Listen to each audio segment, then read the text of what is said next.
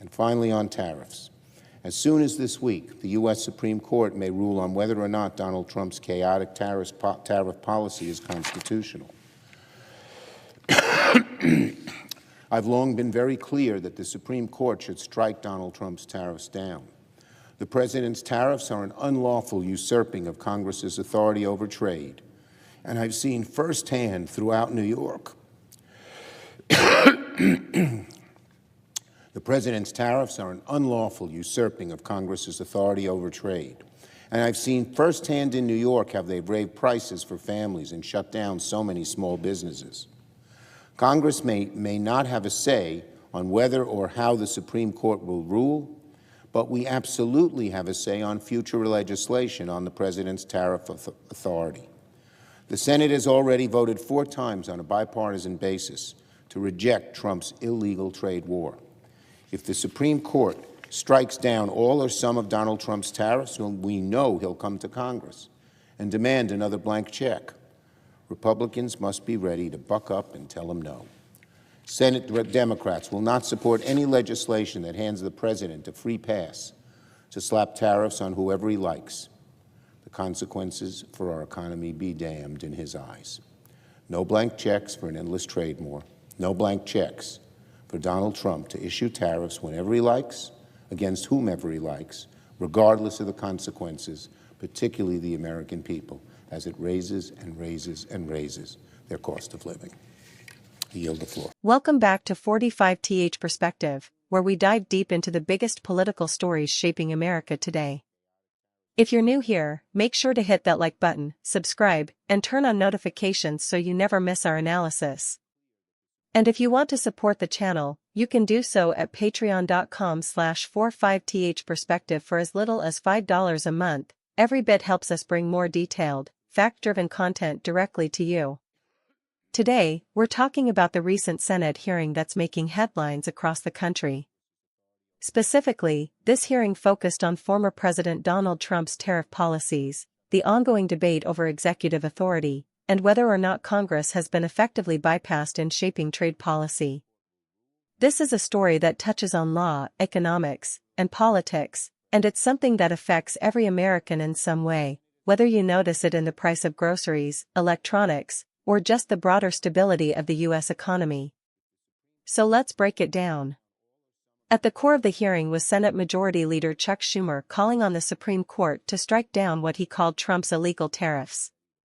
According to Schumer, these tariffs were an overreach of presidential power. Essentially, the argument goes that the president cannot unilaterally impose trade policies that Congress is supposed to authorize.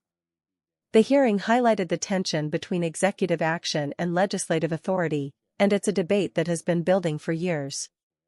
Schumer's central argument was that the tariffs not only broke the law but also had a real impact on everyday Americans. He pointed out that families in New York, among other places, faced rising costs on everything from household goods to food, and small businesses were being shut out of markets because of these trade barriers. From his perspective, this was not just a legal issue but a tangible economic problem. People were paying the price for what he calls an endless trade war initiated by a single executive decision. Now, it's important to understand why the tariffs were implemented in the first place. The Trump administration argued that tariffs were a necessary tool to protect American industries and counter unfair trade practices from countries like China, Mexico, and others. The idea was that by imposing tariffs on imported goods, American manufacturers and workers could get a fairer deal, and the trade deficit could be addressed. Many supporters argued that tariffs were long overdue to counter decades of what they saw as exploitation of U.S. markets. So you can see right away that there are two sides here. On one hand, you have the argument that tariffs are a strategic economic tool. On the other hand, there's a constitutional question about whether the president can impose them without Congress's approval. And Schumer's position in the hearing was that, regardless of intentions, the implementation of these tariffs was unlawful because it bypassed the legislative process. The Senate hearing also emphasized how Congress has already taken steps to assert its authority. According to Schumer, the Senate has voted 4 separate times to reject Trump's tariffs, often on a bipartisan basis. That means there's recognition across party lines that the legislative branch has a role in shaping trade policy, and that unilateral executive action can't simply override the democratic process. In other words, the hearings weren't just about the past, there's an eye toward the future and ensuring that whatever happens next, the president doesn't have a blank check to impose tariffs at will. From a broader political context, this hearing is significant for several reasons. First, it shows that the balance of power between Congress and the president is still being tested. The U.S. Constitution gives Congress the power to regulate commerce, and there's an ongoing debate about what that means in practice. Should the president have some flexibility to respond quickly to international trade issues? Or should every major tariff require legislative approval? The hearing highlighted both sides of that debate, and it's something that will continue to shape U.S. trade policy for years to come. Second, the economic implications are real and immediate. Tariffs can be a double-edged sword. While they might protect domestic industries in the short term, they can also raise prices for consumers and disrupt supply chains.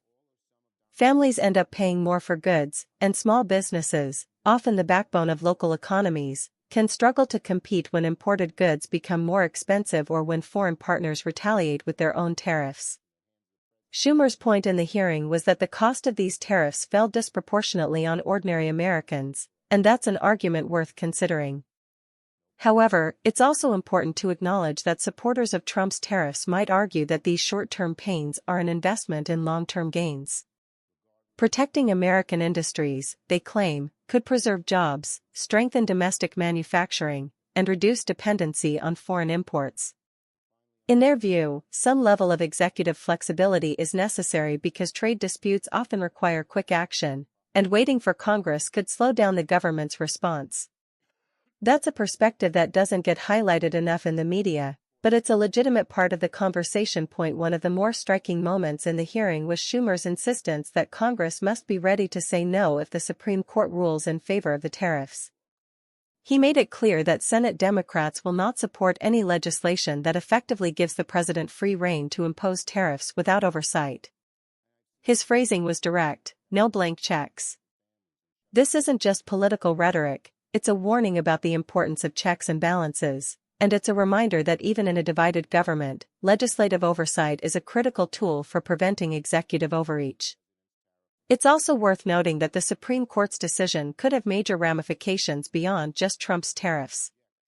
A ruling against the president would set a precedent that limits executive power in trade and could impact future administrations. Conversely, a ruling in favor of the tariffs could expand presidential authority, potentially giving future presidents more unilateral power in trade policy. Either way, this hearing and the Supreme Court case are part of a larger debate about how American democracy functions and how the branches of government interact. Now, stepping back from the political arguments, let's consider what this means for the average American watching from home. Most people aren't going to be thinking about constitutional law or legislative authority when they shop for groceries or buy electronics. But they will notice price increases, supply shortages, and changes in availability. The hearing highlighted that these decisions, while framed as legal or political debates, have real-world consequences. That's an important point because it grounds abstract discussions in tangible realities. Politics isn't just about power struggles, it's about how those struggles impact everyday life. So how should we, as citizens, interpret this hearing? First, it's a reminder that understanding policy requires looking beyond headlines. Tariffs are not inherently good or bad, they're tools, and their effectiveness depends on how they're used and what the broader strategy is. Second, the hearing underscores the importance of checks and balances. Whether you agree with Schumer or not, the debate about whether the executive branch can act independently of Congress is central to how the American government functions. And third, it's a call for awareness. Policies like these affect families and businesses, and staying informed helps voters hold elected officials accountable. As for my personal take, I think there's validity on both sides. On one hand, Trump's tariffs had real economic consequences for ordinary Americans, and it's fair to question whether bypassing Congress was appropriate. On the other hand, trade policy is complex, and there are situations where swift executive action can be justified, especially in global markets where delays can have ripple effects. The challenge is finding the balance, allowing the president enough flexibility to act when necessary, while preserving Congress's constitutional authority to regulate commerce.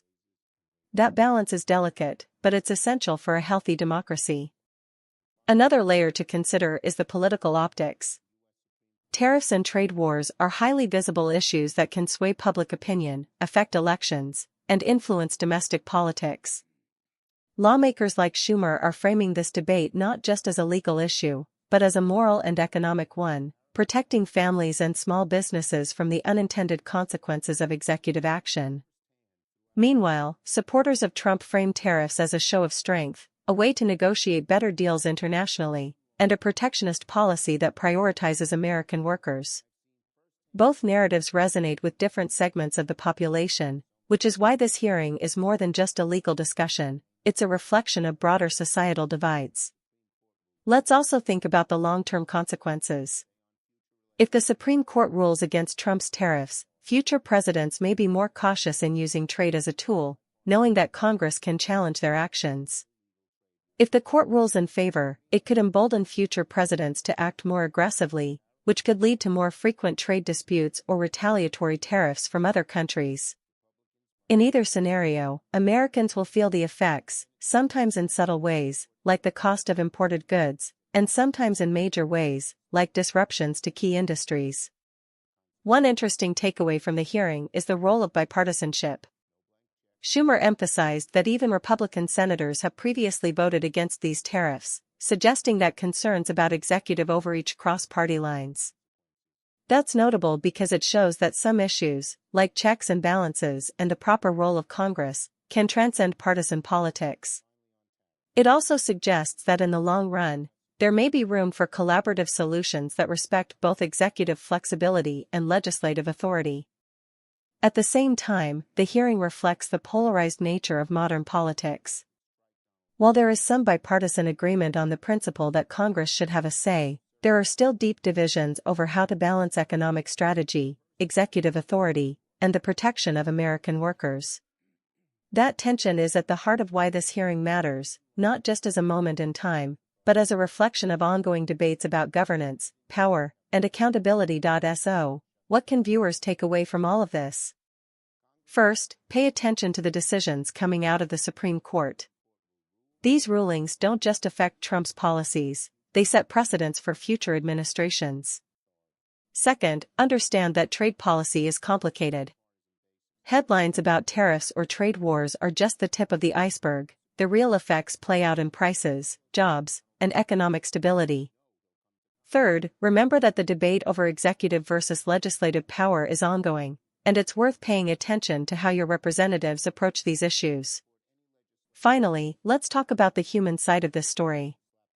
Politics can feel abstract or distant, but at the end of the day, decisions about tariffs and trade affect families, workers, and small business owners across the country.